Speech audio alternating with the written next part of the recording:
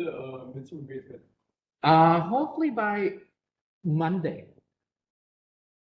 What assignment one? Huh? Assignment 1 and 2? Assignment 1 and 2, we are grading them right now, so it should be done by Monday. We're working on the remember the birthday question thingy that we ended up having 2 different formats because I had a typo on my exam on my assignment. The invite question, yeah. So it turns out that takes a little bit longer to grade. But we, the TAs and us, basically the team are working on it. Should be out soon. There's some typos in the stack. Yes. Yeah. Change. Please change to the stack. Yes, it was. That was an old version. I updated the starter code, so you can either pull or just change to the stack. The question used to use a queue, and I kind of use that to kind of test if you are reusing your old summation. All right, so today, wait, am I recording? Yep. So today we are gonna cover the last part of assembly before we wrap it up. If you look at in class, you might have realized there's also like new in class for today. So if anything confuses you, please use the in-class period to ask the question and also going through the in-class exercise. Because as many of you might have realized that for example, the linked list part, right, we clear up a lot of confusion after we can draw it on the board. That usually helps. Today we will deal with function call. All right. Conceptually, what's a function call? Whenever a program, what has to happen when I have a function call? What are the basic properties?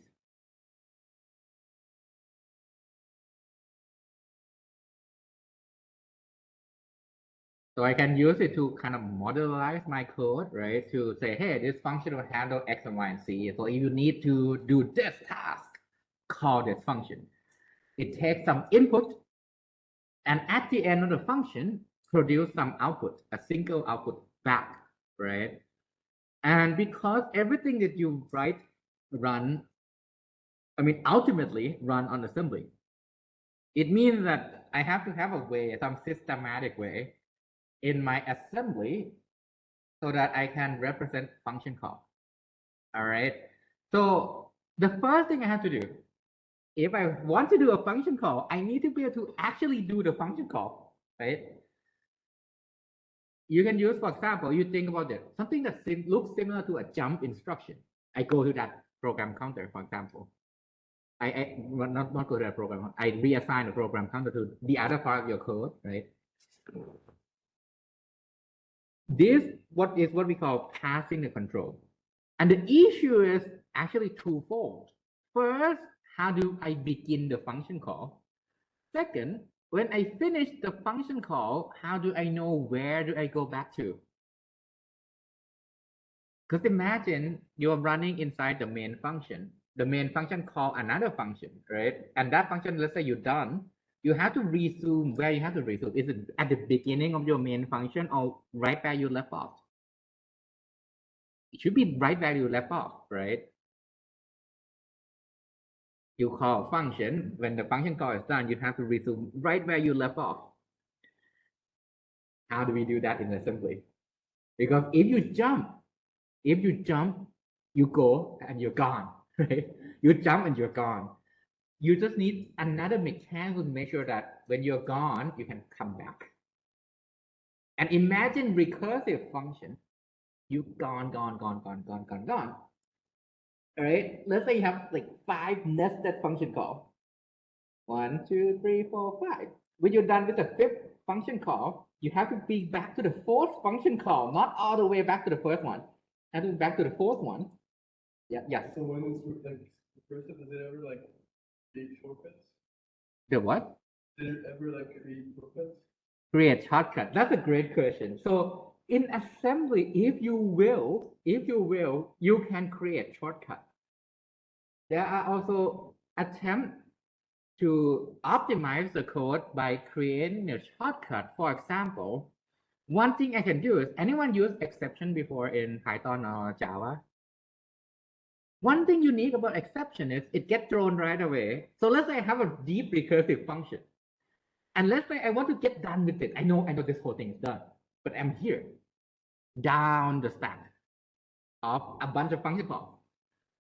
If I don't jump right out, I have to go one step after another, right? One thing I can do is I can use the technique that I know I'm done. I do throw an exception to jump all the way to create a shortcut back out. But the thing is, that's not really the traditional route of handling function call. The traditional route is I finish the function call and go back out. So it does create a shortcut, but it's just to the caller, but not the whole, like the top level function call, right? But yeah, that's a great observation. It's like you create the shortcut to who call you, right? So that's the passing control. That's the two design elements that you have to figure out how to do it. The next part is passing the data. Obviously, function call take input, right? How do you communicate? How do you pass in the data? So we need to find a way to put in the argument for your function, the inputs, and figure out where's my output. When I am done with the function, where is the output? The third thing is, let's say you have something that looks like this, right? I have the function called Q, and then in here, I have this array V10. How big is that array? 10 entry of int, so it's 40 bytes, right? So let's say the function Q get called 5 times in a row in a nested fashion. I would need 5 multiplied by 40 bytes allocated for Q, right? But not more, not less. How do I manage this? Because every time I call the function Q, I need to make sure I allocate this space for 10 entry, right? So this is called memory management. If I need to allocate something during the function call, how do I do it? Because for example, the problem here is you cannot tell how many times I will call the function Q. When I compile my code, right? When I compile my code, I don't know how many times I'll call Q. That happens as you run, right? So the assembly code will have to have a way to, every time someone calls function Q, allocate this 40 bytes for the integer array, right? Now, the first thing, as I said, right, dealing with control, you have to make sure when the function P call the function Q, it knows that when I call the function, it starts right here. And when I'm done, you go back right here. I can resume where I left off. Passing the data means that I pass in X here, right? This value, I don't pass in the actual variable. I pass the value X that goes into the variable I. So I has to equal to what X is. Afterward, when I return, in this case, return V of T, I need to make sure I pass it back out so the Y, the variable Y up here can take it, right? Then memory management is, as I said, when I have this int V of 10 entry, how do I make sure every time I call function Q, there's a space for this guy? And again, the complication is every time you call the function, you need the space. Every time the function call is done, you need to deallocate, kind of like automatically free them. But if you do that, you don't have to freeze. The computer do it for you, right? Which means in assembly, you have to deallocate. You have to make sure it's gone. And the last one is basically, how do I build the machine instruction, which is just a binary, right? This is called the application binary interface. Once you have assembly, need to be converted to the binary, essentially. Yeah. Here? Okay. For the order, so it's initially 10, and then it changes to T, the new variable, yeah. Oh, T is defined earlier, 3 multiplied by I. Okay. So how does the memory allocation work? Does you allotted for the array S 10 slots and then it changes to T. What happens to the 10 slots? No, it doesn't change to T. I just return the value of the index T of that 10 slot. Yeah. Yeah, but great question, and just let's clarify it again. Return the T index of V. And in this case, we, by the way, notice we didn't check for bound check. So T, if it's greater than 10, it will segfault. For the context of this example, it doesn't matter. Just notice that can also segfault.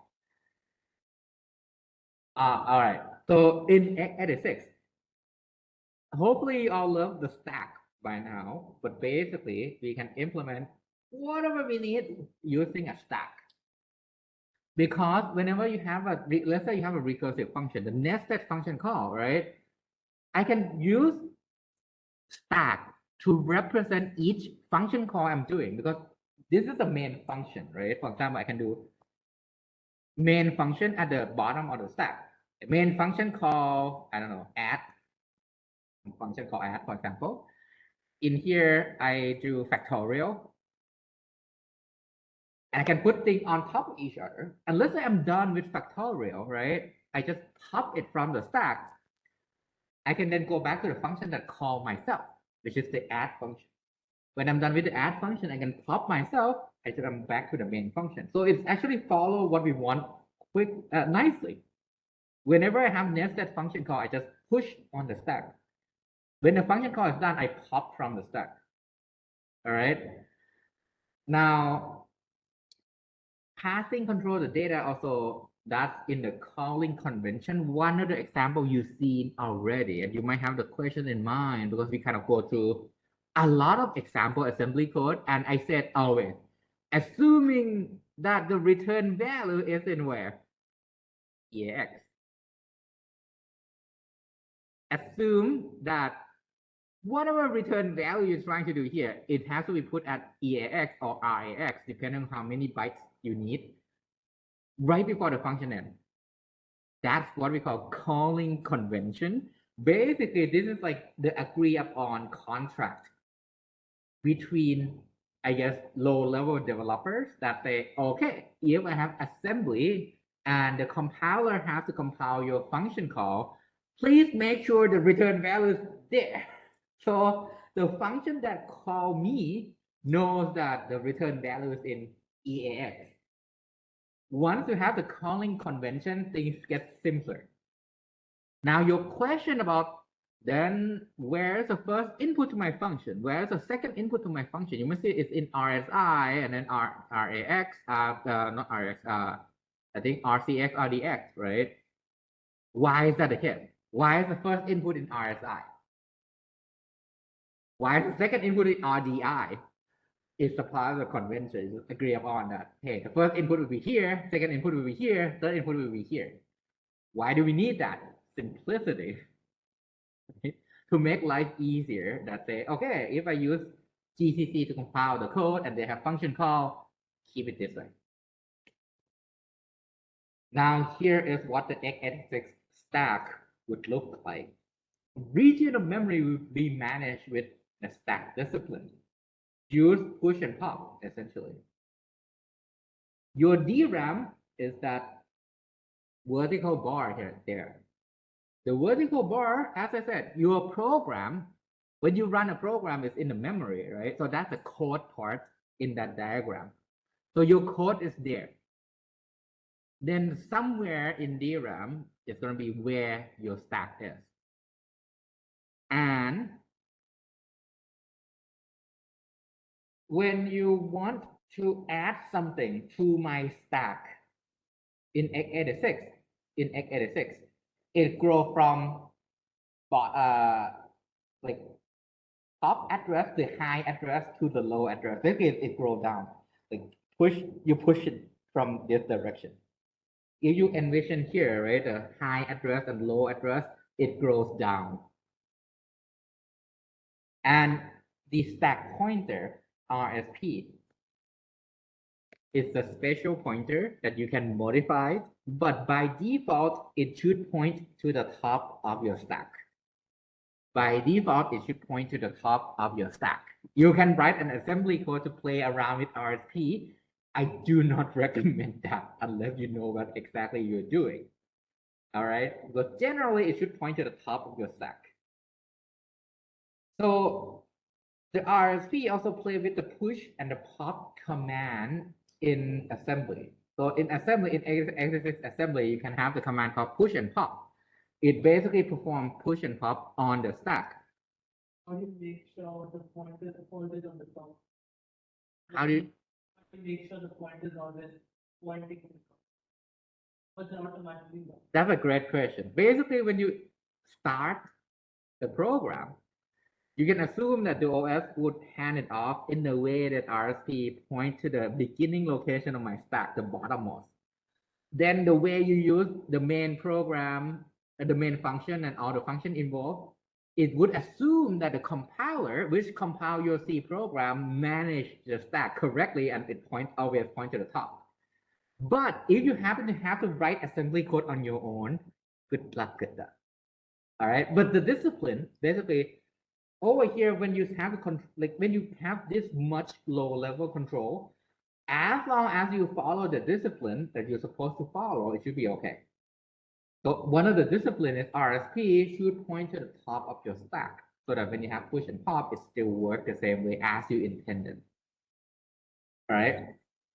So now one thing you can do is to push something, push a register value, for example. You can push something to the stack. And what happened is that value will be placed at the top of your stack. So let's say RC is pointing here in the diagram right now.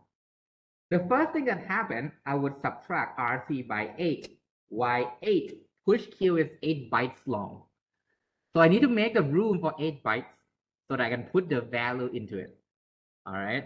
Then the next step is the value is now placed on this additional space that I just increment. That I just make a room for. So that's it. Any question on push? So when you do push Q with the source, this is internally what happened. You decrement the stack pointer and put the value you push on the top of your stack. Not always easier. It's not always 8, depending on the size of your data. So in this case, push Q deal with the data size of 8 bytes. So it would make sure there's a room for 8 bytes and basically store value in there. Is there a way to determine the by the user? So it's like if you're doing that, What do you mean? So basically, if your question is like, is there a way to determine is it 8 bytes, 4 bytes, or whatever? It's a different push instruction format. So push, similar to like add kill, move kill, right? They have different granularity. Some of them work for 8 bytes, some of them work for 4 bytes, some of them work for 2 bytes. In the manual, it say if you use this formatting, it will be 2 bytes. If you use this formatting, it will be 4 bytes. If you use push kill, it will be 8 bytes. The next pair of instruction is a pop instruction. So you pop the value from the top of your stack outside, put it in the destination register. Then you increment RC. Basically, you move the stack up, right? Quick note here is that I moved the value out. I moved RSP. I didn't actually delete the value I returned. Why is that the case? All right, so back here, right, in the example, I want to do pop. The value I'm popping is right here. The first thing that happened, the value gets returned. Then I move RSP so that it points here. The old values are still here, and that's okay. Why? It's a stack. Do I care about things that are really like clean? Not really, right? Why do I have to do the extra work of cleaning it? Because the next time I push, I'll replace the data there. Huh? You don't free it. You just move RSP. That's freeing. Basically, that's freeing. I move RSP up, and it would just assume that anything that is the bottom part of RSP, anything from here on out is junk and not supposed to be used. All right. Anyone here seen Stack Overflow or run into a Stack Overflow error when you run a program? Any guess why? What does overflow mean? Yeah, more than what the memory can hold, right? Basically means, for example, you have a lot of function call, right? Every time you do a function call, you expand the stack. At some point, you will actually run out of memory. So that's one possibility. You just keep calling so many function call, and you ran out of your stack. That's why it's overflowing.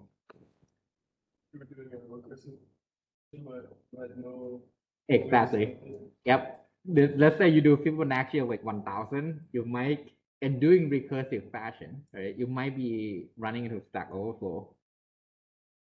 Now, we just covered stack structure. The next thing is let's talk about control. How do we deal with the program counter when I have a function call? Because I need to come back right where I left off, right? So I'll use this code here. Let me turn off the light so that you see.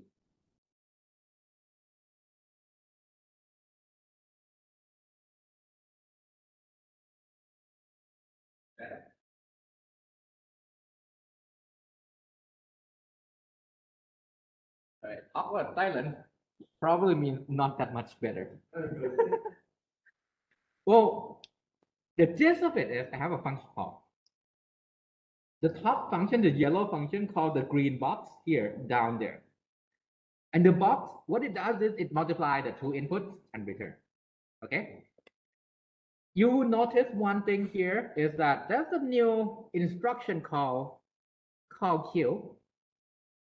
You've seen return already, and you probably can guess that that's the return from the function call. So how does call Q actually work? One thing you see is call Q takes an input, which is the address of the function you're calling here. See how it's calling 400550, which happen to correspond to the beginning of that function. All right, with me so far? Okay. Now, if you already put the number right there, you don't need to put the name.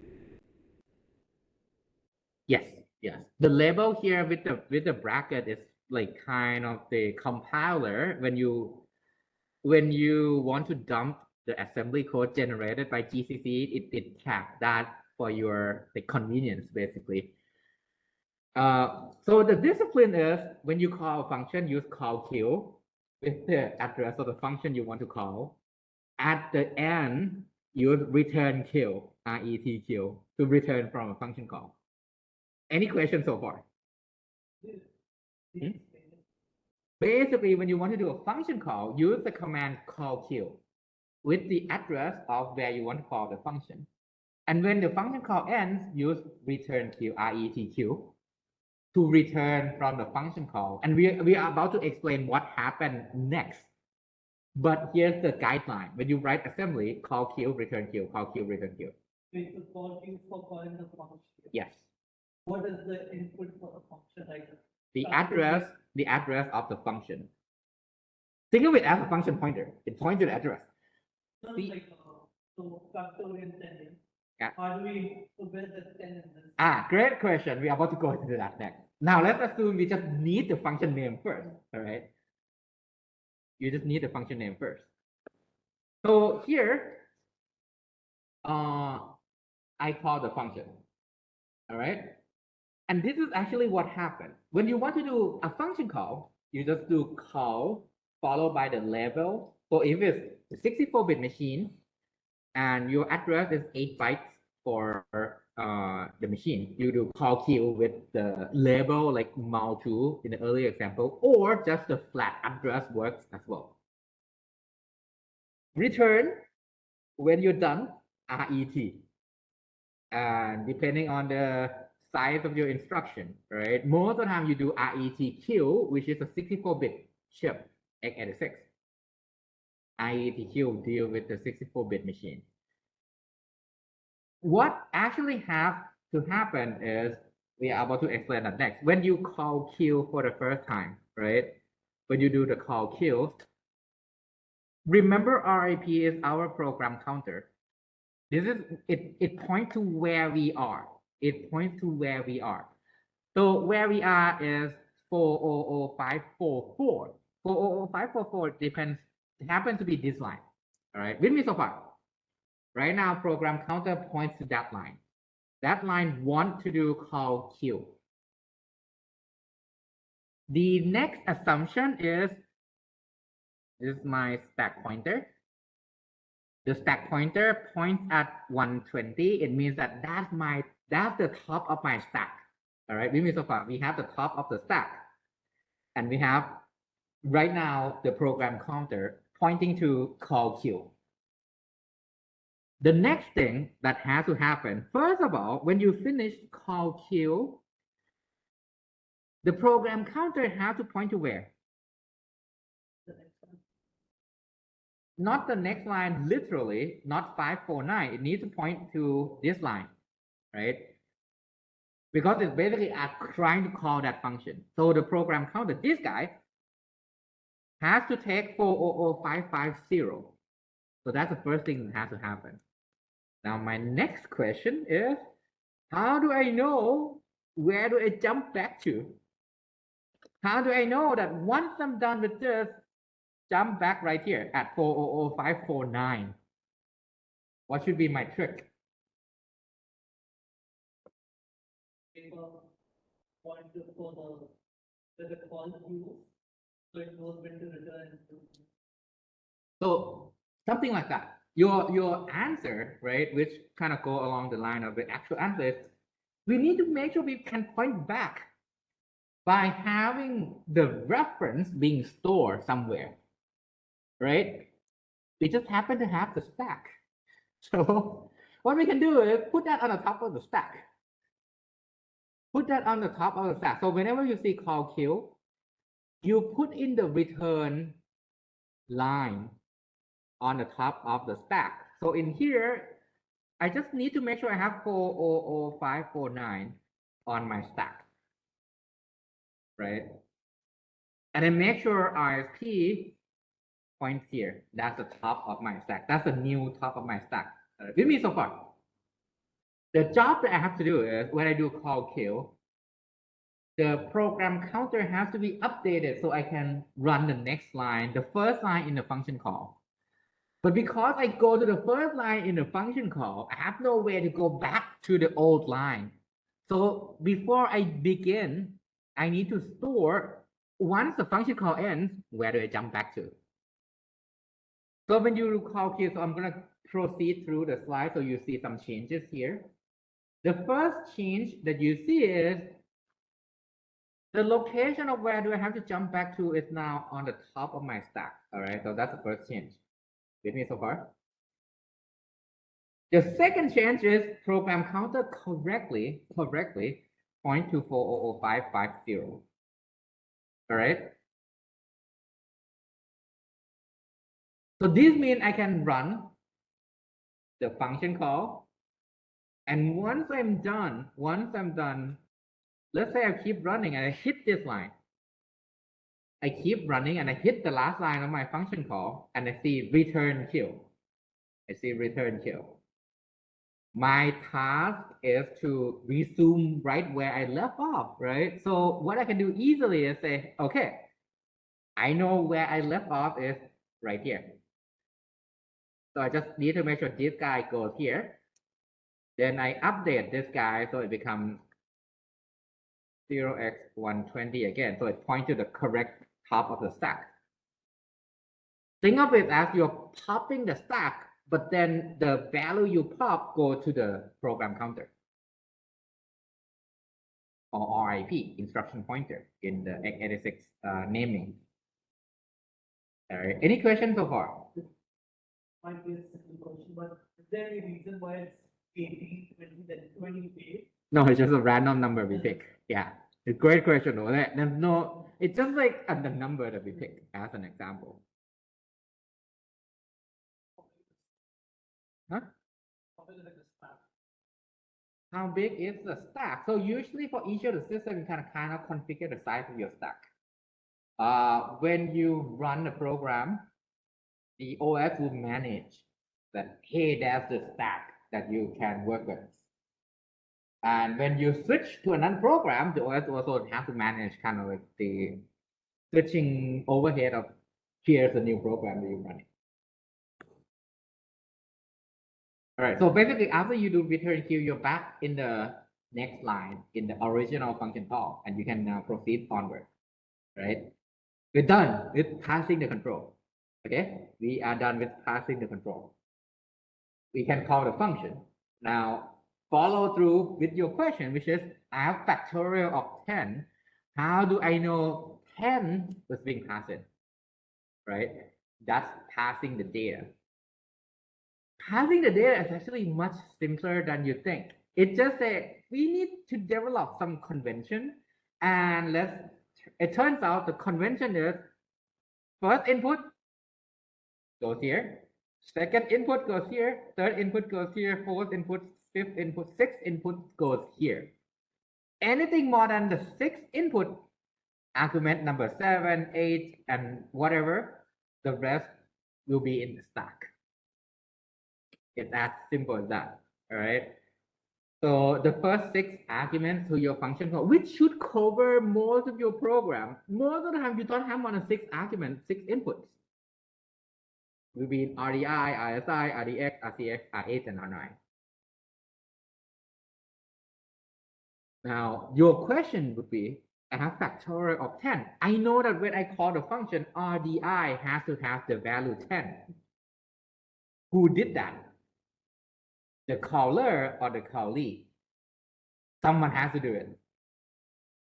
The thing is, the callee, can they do it? No, because obviously by the time you are doing the function call, they need to have the input ready. The callee will know that the first input, number 10, should be in RDI. The caller need to prepare and make sure that RDI has the input. Basically, before you do call queue, like calling the function, make sure all the inputs are prepared. Let's say it takes 3 inputs. The first input must be in RDI, second input must be in RSI, third input must be in RDX before you call the function. It's as simple as that. Now, here is the nice thing. Because if we can assume that as the calling convention that everyone will do, it means that for every single function call, I can handle the function call properly because I know where the input will be. And it will always be the same way. The first input in RDI, second input RSI, third input RDX, fourth input RCX, fifth input in R8, sixth input in R9, seventh input will be in the stack, and so on and so forth. Right? Now, what does the callee, the function being called, what do they have to do? Return value. Right before you return, make sure it's in RAX. That's all. Any question? This is actually really simple. Basically, when you write assembly code, make sure you follow this convention, and when you're about to call some function, prepare it such that the input follow that convention. When you are writing the function that are being called, make sure the return value is in RAX. And that's it.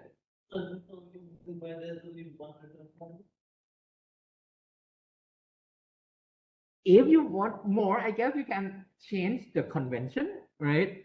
But in that sense, we ended up using pointer, which is more convenient. That's the address of the updated value that you're about to return. You're done, yay, right? So you can do it that way. So that's why pointer is really powerful, because when you have to, in many cases, you need to return more, right? The problem is you definitely need a lot of inputs, but you don't know when you return something. In many cases, you just want to return one thing. right? So usually that's why. Now here's the same example, right? I have the top function and the bottom function. Bottom function take to input and multiply and return. All right, so that's the green box here in assembly. The top function, sorry, WebEx interface is blocking my view. So top function has three inputs, x, y, and dash. All right, top function has three inputs, x, y, and dash. So when I have this, the first thing I can assume is, oops, this x here will have to be in RDI because it's the first input. Y is also already should be in RSI because that's the second input, right? Now, when I call this function mouse2 and pass in x and y, you see that the mouse store doesn't really do anything to prepare x and y as an input because it's already in RDI and ISI. So you don't have to do that. Because when you call mouse2, right, A already is in RAI and B is already in RSI, and you can just do multiply. And when you multiply, put that into RAX and return. Now, when you put that into RX and return, you will know that this guy, T, right, that you're writing the code up top here, RAX has it. RAX has it.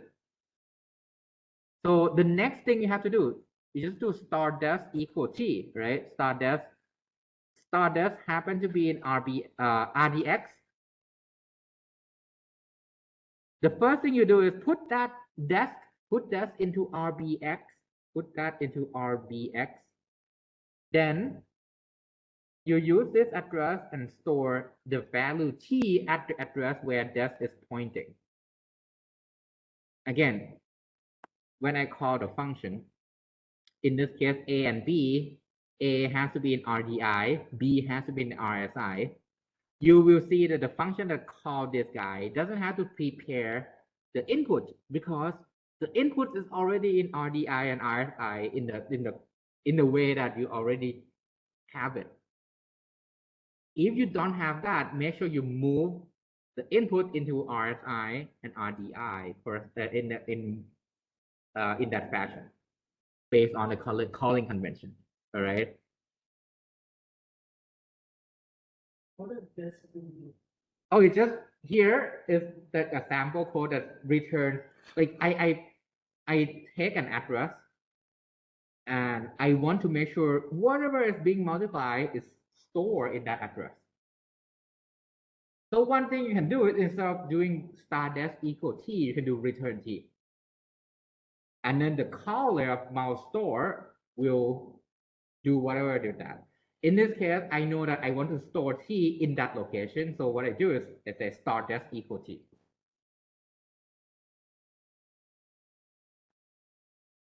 All right, so we are done with passing the control. We're done with passing the data. The last thing we do is inside the function call, it also has local variable. It also has local variable, right? So the idea is put those in the stack.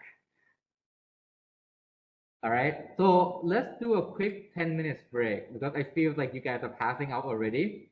Let's do 10 minutes break. We are done with passing control, passing the data, so you can take input, take output. Now we just need to make sure that if we have local variable, there's a space for them. All right, and the hint is everything is done on the stack. So like even so for like factorial 10, factorial 9 is the local variable, like a local function. So if you need additional space inside the function call, like let's say you create an array, usually you would basically do that on the stack.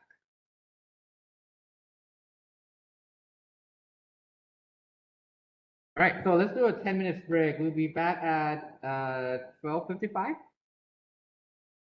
to the discussion so that we have enough time for the in-class. In class, this time you'll see the sample exam that involve assembly.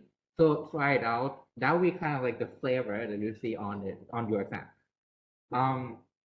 So here is a stack. right? And many language you touch so far, like Python, C, Java, these are stack-based language where it follow basically stack discipline, where when you have things like recursion, the recursion, the way it works, I have a function call and another function call, another function call, another function call. When you finish with the lowest part of your function call, you go back one level. Then you go back one level. That looks like a stack, right? That's why I said it's a stack-based language. They also follow the stack discipline, which means that allocation can go with function call. Because whenever you have a function call, you know right away any local variable has to be initialized. Or not initialized, but has to be allocated. It has to have the space for this local variable when I have the function call. All right. So far, what are the information we put on the stack? Return address. The return address of where is the line that I have to go back to. That's already on the stack, right? Whenever I have a function call, I need to save where do I have to go back. So the idea now is if I need to have any local variable, I just add it on top. Like let's say I have a function call that needs a space for an integer array of size 10 that you saw earlier. I need a space for integer array of size 10, right? The idea is, well, when I have a function call, I need to store the location that I have to go back to, the line that I have to go back to on the stack already, right? The next thing I can store is this space for 10 integer array. And we call this a stack frame. Whenever I have a function call, each function call will have the stack frame allocated for them. This way, if I have the recursive function, like I have function f1 calling f2, calling f3, calling f4, right? 4 different function calls back to back to back to back. The stack would look like this. I have the frame for f1 right here. And when f1 have to call f2, the frame for f2 is going to be basically put on top of f1. And then f2 in this case called f3, so I would put f3 here, and then afterward f3 called f4, so the stack for f4 is here. Now when I'm done with f4, I just pop everything. F4 is gone. Why is this nice? Because when you're done with f4, what is the function you're back in? f3. Look at the stack. The top of the stack is f3, is where I have, is what I own, right? And when I'm done with f3, I just go back, make sure the stack pointer now point to here, the top of f2, right? Because the function I'm back here right now is f2. And we can use this concept of the stack frame to manage all the function calls. All right. For example, let's say I have this series of function calls. The function top level is called u. That called the function who, which has 2 more function calls inside who. The first mi and the second mi here, right? Because I have mi and then mi. And then the function mi has recursion to who itself, right? So that's the call chain. You go to the left, u, who, mi. When I'm done, go back to who. I do the second mi. All right. Any questions so far? So now we'll see how it manages the stack call chain. Huh? In this case, it's different for the recursion. Well, let's assume recursion stop at some point, and that's when it stops. So for recursion, it branches out so quickly, or? You mean in the call chain, right? You mean in the call chain? Yeah, like on the right side. The right side is basically here, this guy, because I have to call mi twice. The first time is the left tree. The second time is the right of the who node. Now, every time we have a function call, I would need the stack frame for that function. Okay, what goes in there? The content return information so that when I finish the function call, I know where to go back to. All right. We already talked about that already. So any question on the return information? The next thing is, if I need any local storage for local variable, any space that I need locally in that function call, put that on the frame. All right. That's it. That goes into your stack frame. And here's the management. But the thing is, the top part, the content, it has to be managed with some discipline, because similar to how I pass the value into my input or function call, I need some convention to say that, hey, if I call a function, it will be managed this way, this way, this way, this way. So it's systematic. So it's predictable and you know exactly what's going on, right? So here's the management. So when you enter the function call, when you go into the function call, you do the setup for your stack frame. You do what we call the setup code. Then when you return, you finish the code by deallocate everything that you have and call return at the end. All right. Here's one example. I have a function u. All right. I have two register now. Two register. This one you've seen before, that's a stack pointer. It points to the top of your stack. The second register is called RBP. This is actually a useful register. It tells you that's the beginning of your stack frame. We call this the base pointer. So the range between RBP and RSP, that's your stack frame. Why do we need RBP? First of all, you know when the stack frame ends, which is right here. Second thing that is useful, you see it in a bit, but you can use this to recover quickly the old RSP of the other frame. You see that in a bit. So now you have the function u called the function who. So when you call this function, right, the function who will have its own frame. RSP points to the top of the stack. RBP points to the base of the stack. Then MI, again, same here, right? This is like a bunch of function call down the chain. Now let's say I'm done with this function. I have to return what happened. So when I have to return, right? What I can do is this, the base of the stack just has to be updated so it points here. All right, that's the first thing.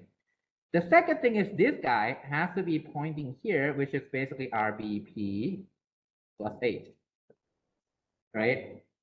It's RBP and plus one position to actually go back to the top of the earlier frame. RBP is at the beginning of my frame. If I go plus 8, I go back one location. So that's the top of the earlier frame. All right, so those are the two things I have to do. But if I can do this thing, I can pop the stack. And when I'm done with this function call, pop the stack, and then I can now call another MI, pop it back, and pop it back. Okay, so if you just pop the stack, they automatically go up by themselves. Great question. No, we are about to go into the detail next. Now, when I pop the stack, here is what are being stored in the stack frame. So as you can see from the right side here, right, the blue parts are the stack frame. You see how on top of it, RBP, oops, sorry. What is RBP? RBP point to the beginning of my stack frame, right? RBP point to the beginning of my stack frame. So the first thing I have to store, the first thing I have to save, which is kind of cheating, but to be honest, it's nice to have. I just say, hey, the old value of RBP is right here. So whenever I know I finish a function call, this RBP, this guy, you just take this value so it can now go back to the earlier frame, the base of the earlier frame. All right. Any self register, any local variable, and anything that you need to do to build an argument for the next function call is now built on the blue part. The return address right here. So they just get all the things that are stored in the stack, and whenever they just pop, they take on the thing and then they go back. So it's not exactly a pop. So let's say you want to recover the old RBP, right? So you can do this. Move from where to where? I want to move the address of RBP. So this is source, right? To the destination is RBP. I go look at where RBP is pointing, which is the old RBP, and I put it to myself. All right. And then for RSP, I can do this. Move %RSP. Oh, my bad. Source is what? RBP minus plus 8, right? RBP plus 8. Put that into RSP. That basically will put RSP back down here. Then you can do return, because now you have the return address. You can go back to the earlier function call and you're done. Okay, so when you're about to finish a function call, right? The first thing is RSP has to go back. You can do move RSP back to the current RBP plus 8. The current RBP plus 8 points to what? Return address. Yes. The other one we did RBP first, like in order. The order actually matters. So you need to do RSP first, so you return the current RBP, because now you want to go back to the earlier function call. So you manage RSP first, so that it points to the return address. Then you update the RBP to go back to the earlier frame. Then you call return. When you do return Q, RSP now point to the return address correctly already. So when you return Q, now you can go back to the earlier function call. So Yeah. for the RSP, Yes. to get the value, we do RBS plus 8. RBP plus 8. Yeah. What's the plus 8? How do you? So you add to that first to some temp, and you can move that temp to RSP. The 10 one. It's a temp value.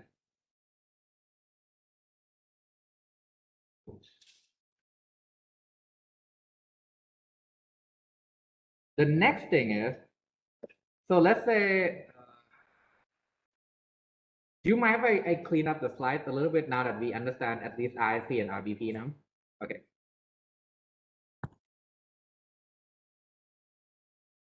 All right. So the next step is, let's say I'm in this function, right? And this function, let's say it's called F1, is about to call F2. F1 is about to call F2, right? What happened is, before you call F2, the F2 might take some input X, Y, and Z, right?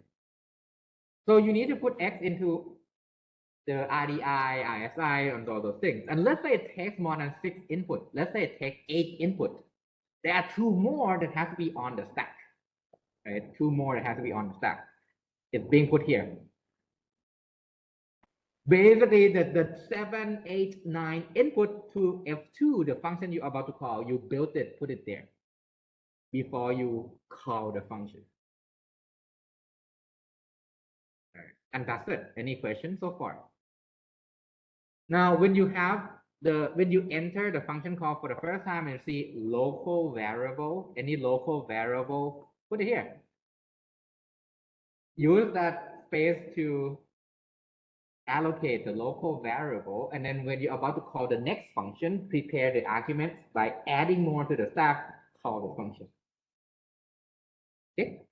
Now let's go through some actual example. Now I have the example called increment function. It takes 2 input, P and val.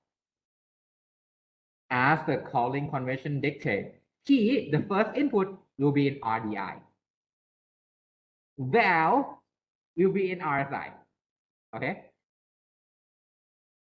Now, what does the function do? The function takes the value where P is pointing you increment by val, and you return what? Do you return the old value or the incremented value? So let's say P points here, right? And it has the value 10. And let's say val is 5. When I call this function, what would happen to x and what will be at star P?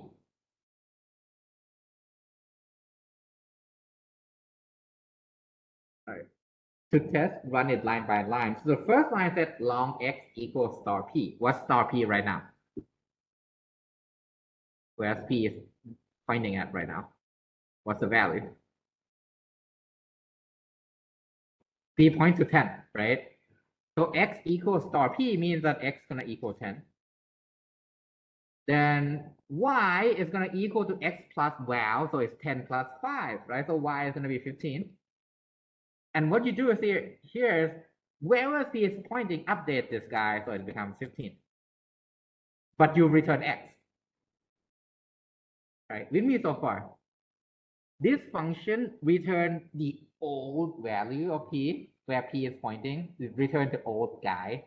But inside the memory, P has the updated value. Right? Okay, with me so far.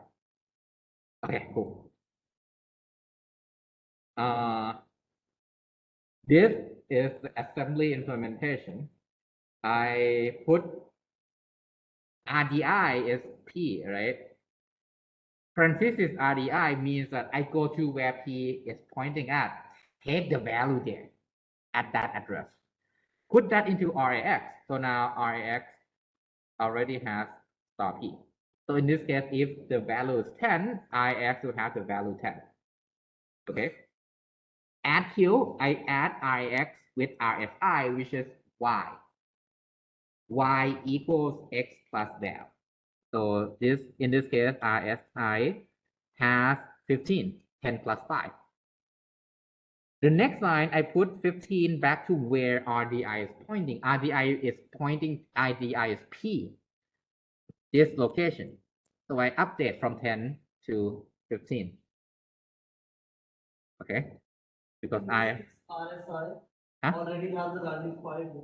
RSI in the beginning has val, which is 5. Okay, that's all. IX has 10, so you add them together. ISI has 15, 10 plus 5. Then move to the last line is I move 15 back to where P is pointing. All right, and I return. Notice how IX already correctly take the return value, which is X, at the first line. So nothing else you have to do to prepare the return value because it's already correct after the first line. We don't have to write here percent RX for the return. Oh yeah. No, but you mean down there return? Yeah. No, return doesn't take any argument. It's just RET and you're done. It's so harder than no. It doesn't have any arguments. That's why we have the calling convention because it has to be in RAX. Now, let's say I built another function that called the increment function earlier. I have 15 to 13 as V1. V2 is going to be the address of V1, the address of V1. We increment this address by 3000. So after we do this, V2, this guy will equal to what?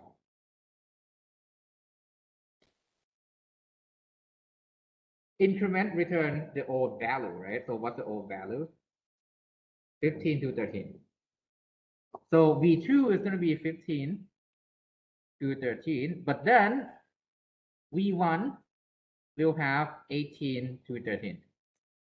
All right, because V1 was the address that you pass in and it actually got updated by incremented by 3000. Okay, all right. Now, initially, before you call this function, ISP again obviously point to the return address, right?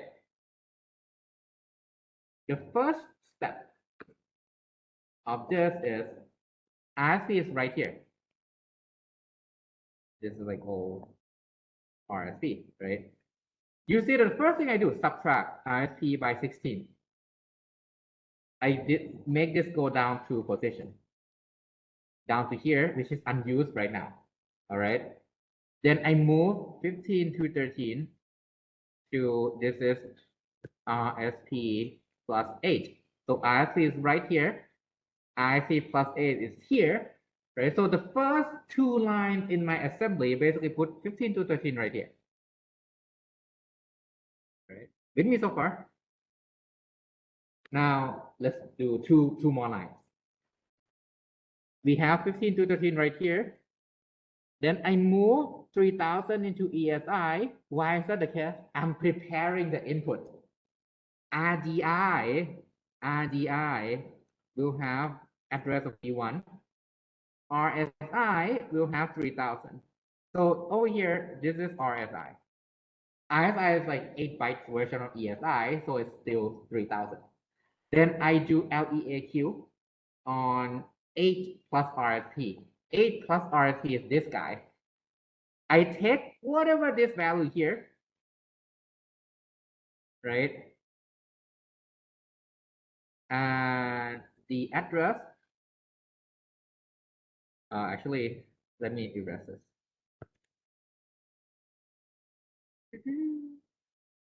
Make it more clear.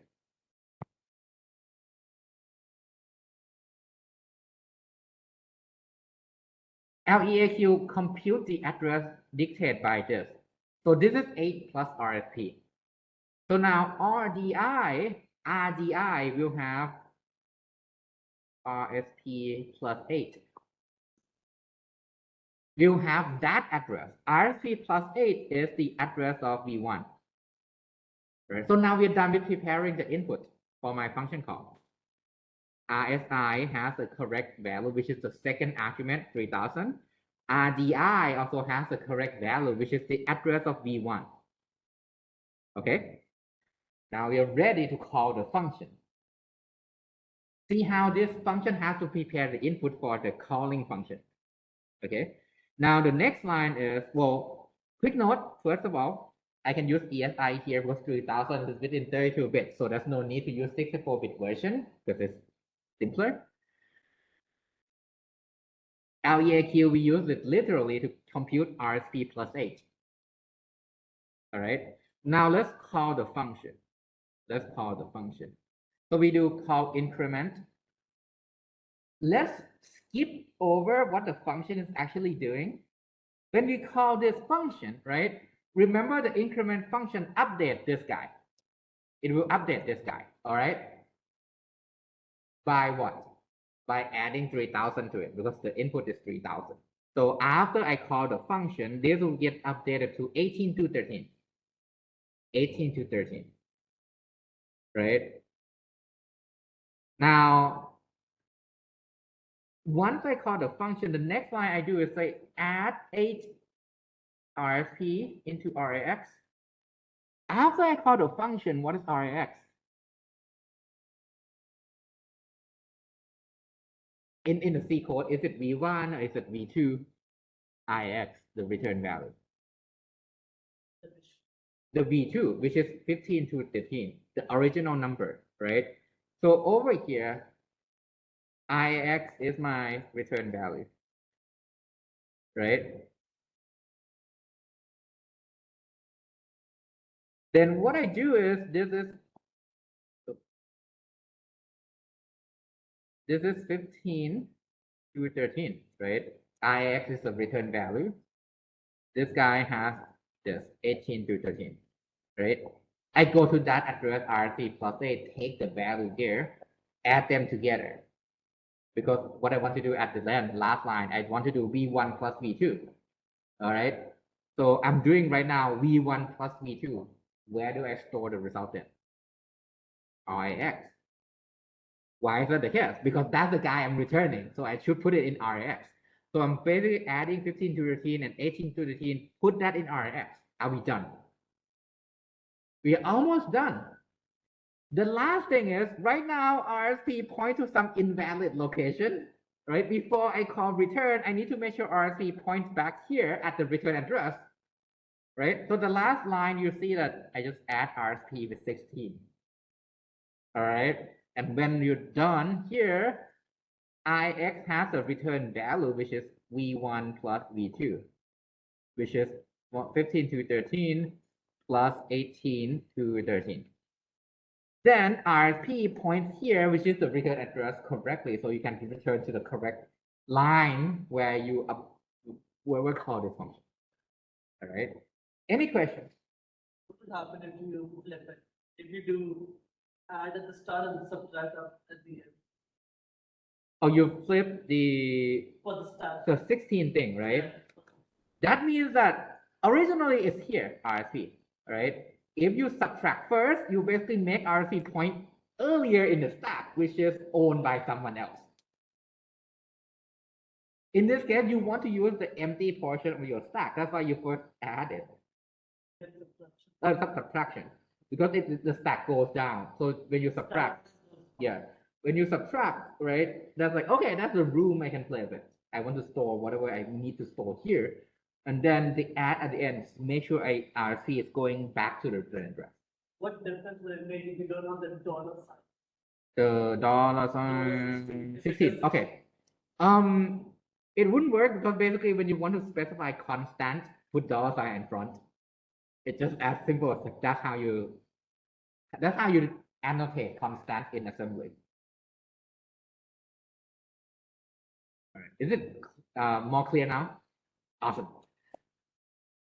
All right, so that's it. Quick summary. Right? When you manage things in the stack, if you want to use RBP, put it there. If you have small function call, in many cases, you don't even use RBP, like what you saw earlier. But if you ended up using RBP, put it there first, right after the return address. Make sure you have the old RBP. Then you save the register, whatever you have to do with the local variable, go next. Then you build the arguments. When I said save register, what do I mean? Let's say I'm looking at this function, right? What are some of the register am I using? For example, I might be using RDI.